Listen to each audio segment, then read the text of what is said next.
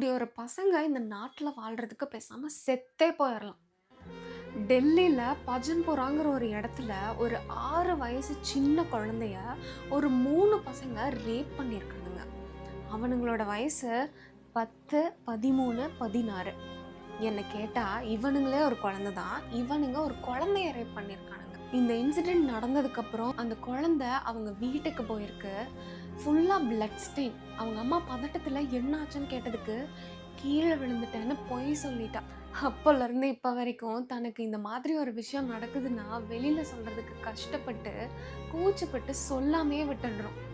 அதனால தான் எல்லா பிரச்சனையும் இங்கே வந்து நிற்குது. கீழே விழுந்துட்டேன்னு சொல்கிற, ஆனால் உடம்புல மற்ற இடத்துல எந்த காயமுமே இல்லைன்னு ரொம்ப டீப்பாக கேள்வி கேட்டதுக்கப்புறம் தான் அந்த குழந்தை சொல்லியிருக்கு, இந்த மாதிரி என்னை 3 பேர் சேர்ந்து இப்படி ஒரு விஷயத்த பண்ணிட்டாங்கன்னு.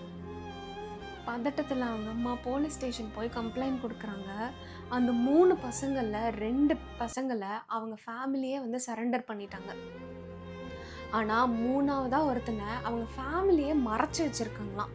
எனக்கு மட்டும் இப்படி ஒரு குழந்தை இருந்ததுன்னா கொன்னே போட்டிருப்பேன். உங்களுக்குலாம் வெக்கமாகவே இல்லையா? ஒரு குழந்தைய உங்கள் பையன் ரேப் பண்ணியிருக்கான், போய் மறைச்சி வச்சுருக்கீங்க.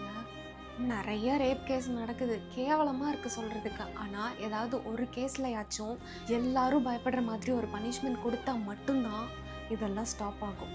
10 வயசு பையன், அவனுக்கு என்ன தெரியும்? எந்த ஆசை கொண்டு வந்து அவனை இங்கே நிப்பாட்டுச்சு?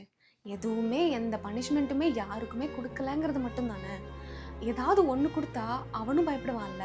இந்த மாதிரி ஒரு விஷயம் தோணுச்சுனாலே ஐயோ இந்த மாதிரி ஒரு பனிஷ்மெண்ட் கிடைக்கும், நம்ம பண்ணவே கூடாது அப்படின்னு அந்த ஆசையை அவன் அங்கேயே அழிச்சிருவான். தயவு செஞ்சு கேட்குறேன், இதுக்கு ஒரு பெரிய ஆக்ஷன் எடுங்க. என்னைக்கு இதுக்கெல்லாம் ஒரு பெரிய ஆக்ஷன் எடுக்கிறாங்களோ அன்னைக்கு தான் இது எல்லாமே ஸ்டாப் ஆகும்னு தோணுது.